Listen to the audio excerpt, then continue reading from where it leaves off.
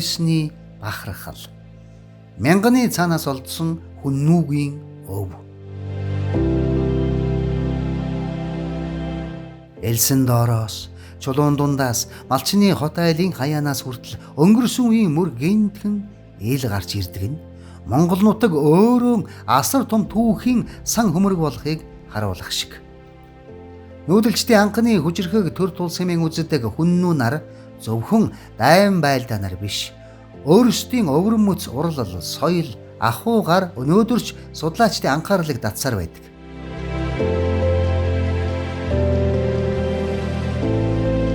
Хүннүүгийн үед хамаарах энэхүү хүрэл тогоог анх малчин айлын хашаанаас олжээ. Тухайн үед айлын эзэд энэхүү хүрэл тогоог эртний үнэт дурсгал гэдгийг үл мэдэн ахуйн хэрэглээнд ашиглаж байсан гэдэг.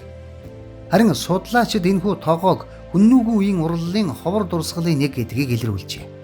Олон зуун жилийн турш малчны хотонд цаг хугацааны салхинд элэгдэж суусан энэхүү тогоо нь хүннүүгийн язгууртнуудын томоохон тахил мөргөл, ёслол хүндэтгэлийн үед ашигладаг байсан төрийн хүндэтгэлийн сав суулга байсныг археологийн судалгаагаар тогтоосон байна. Хүннүү нарын сав суулга нь энгийн хэрэглээний эд зүйлээс давж тухайн үеийн нийгмийн зэрэг зэнда, ур хийц, соёлын илэрхийлэл болдог байлаа.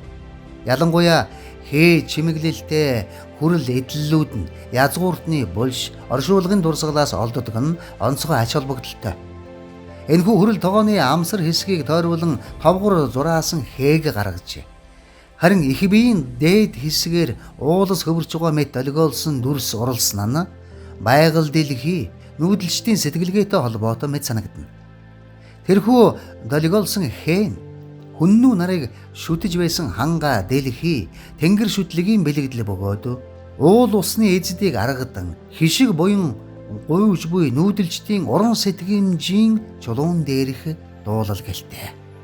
Хэдэн мянган жилийн өмнө галын дэргэд суугаа дархан хүний алхны дуу өнөөдөрч тэр хүрэл эдлийн гадаргууд хадгалагдан үлдсэн юм шиг.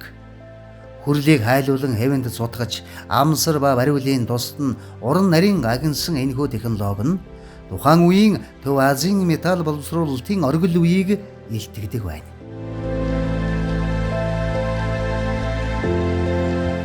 Мөн ноён сумын нутгаас олдсон хүннүүгийн үеийн шавар ваарч мөн адил эртний урлалын гайхамшигыг өгүүлнэ. Олдох үедээ амсар хэсгээр хагарсан байсан ч түүний хээ чимэглэл, ур хийц өнөө хүртэл тодхон хадгалагджээ. Ваарын хүзүү хэсгээр самна хээг нарийн гаргасан бол доод хэсэгт нь давхар зураасан хээгээр чимгэлсэн байна.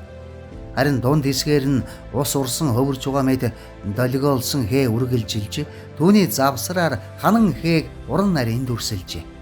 Тэрхүү дүрслэлүүдийг харахад нүүдэлчдийн урлагийн мэдрэмж, гоо зүүн сэтгэлгээ ямар өндөр түвшинд байсныг мэдэрч болно.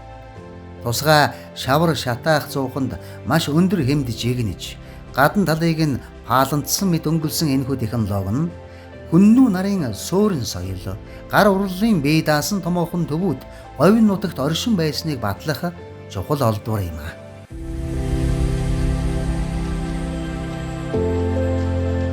Эдгээр ваар сав хүрэл эдлүүд бол хүннүү нарын амьдралын хэм маяг, урлаг ухаан, соёл иргэншлийн гэрчим.